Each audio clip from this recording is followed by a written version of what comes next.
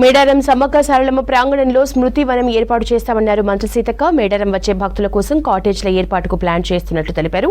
Endowment కేటాయించిన 25 ఎకరాల స్థలంలో అభివృద్ధి పనులకు ప్రతిపాదనలు సిద్ధం చేస్తున్నామన్నారు.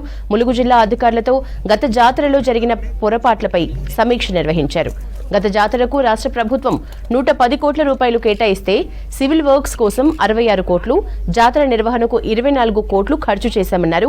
మిగిలిన నిధులు మేడారం అభివృద్ధికి ఉపయోగిస్తామన్నారు మంత్రి సీతక్క.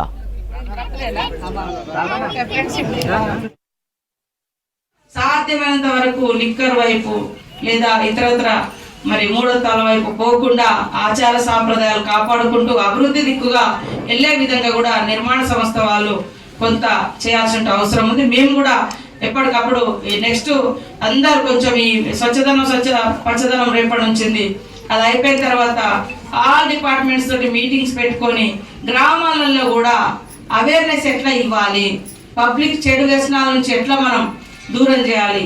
ఒక ఆశా వర్కర్ వచ్చినట్టు ఒక సూది చేసి మందించుకోవడం కాదు, అక్కడ ఏమేమి బ్యాడ్ హ్యాబిట్స్ కనబడుతున్నాయి, అక్కడ వాళ్ళకి ఎట్లా ఎఫెక్ట్ కాబోతున్నాయి, అవి కూడా వాళ్ళు కూర్చోబెట్టి ఆ కమ్యూనిటీ అంటే గ్రామస్తులను కూర్చోబెట్టి వాళ్ళకు ఒక అవగాహన ఇచ్చి వాటి నుంచి మనం దూరం చేసి మంచి ఆదర్శవంతమైన జీవితాలు ఉండే విధంగా తీర్చిదిద్దడం కోసం ఒక టీచర్ వస్తాడు.